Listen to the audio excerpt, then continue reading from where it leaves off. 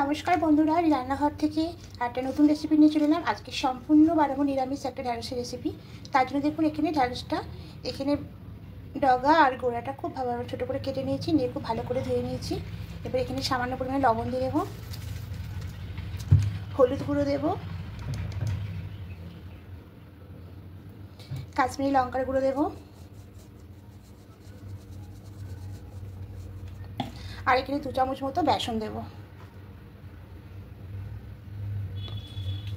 এবার দিয়ে খুব ভালো করে মাখিয়ে নেব।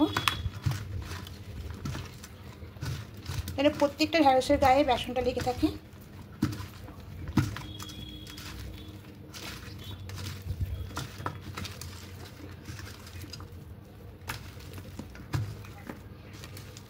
খুব ভালো করে মাখিয়ে নিয়েছি, প্রত্যেকটা ঢ্যাঁড়সের গায়ে সমস্ত কিছু লেগে গেছে। এদিকে কড়াইতে সরষের তেল দিয়ে তেলটা গরম হয়ে গেছে।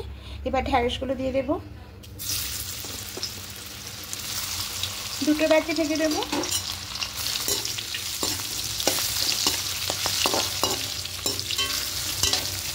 তেলটা বেশি দেওয়া আছে, সব ঢ্যাঁড়সগুলো দিয়ে দেবো। আর যদি একটু বেশি হয়ে থাকে তাহলে দুটো ব্যাচে ভাজতে হবে। এবার ঢ্যাঁড়সগুলো দিয়ে হালকা লাল লাল করে একটু ভেজে নেব।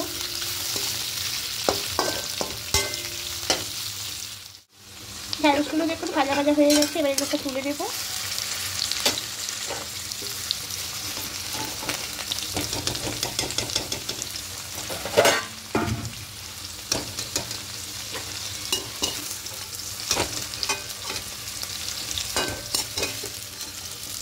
আবার একটু সামান্য তেল দেবো।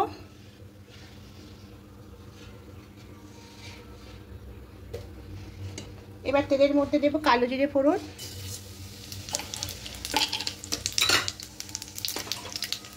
তিনটে কাঁচা লঙ্কা দেবো চেরা,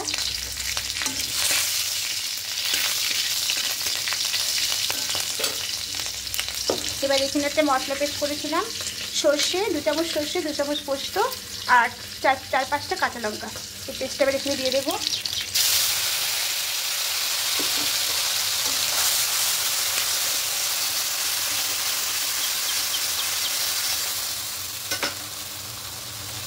এবার এখানে সামান্য পরিমাণে দিয়ে দেবো লবণ, আর দেবো হলুদ গুঁড়ো। এখানে আপনারা কাশ্মীরি লঙ্কার গুঁড়ো দিতে পারেন, আমি এখানে দেবো না, আপনারা দিলে অ্যাড করতে পারেন। এবার মিক্সিতে জল দিয়ে আরেকটু জল দিয়ে দেবো, আগে একটুখানি মিশিয়ে নেব।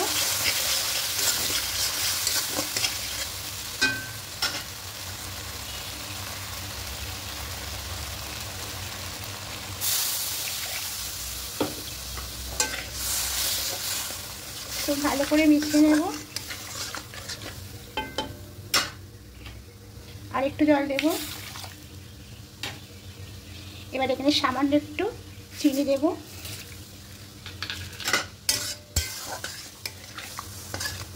খুব ভালো করে মিশিয়ে নিয়েছি। এবার একটু ফুটতে দেবো, এসেছে। এবার এখানে ঢ্যাঁড়সগুলো দিয়ে দেব।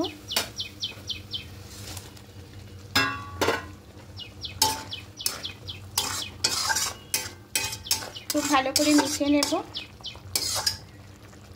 এবার ঢাকা দিয়ে একটু সময় ঢাকাটা খুলে নেব। দেখুন একদম হয়ে গেছে। এবার গ্যাসটা অফ করে দেব,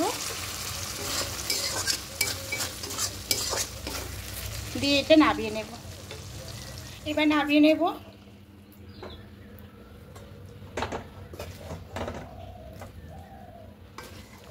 এইভাবে একবার সম্পূর্ণ নিরামিষ বন্ধুরা বানিয়ে দেখবেন, খেতে দুর্দান্ত লাগে।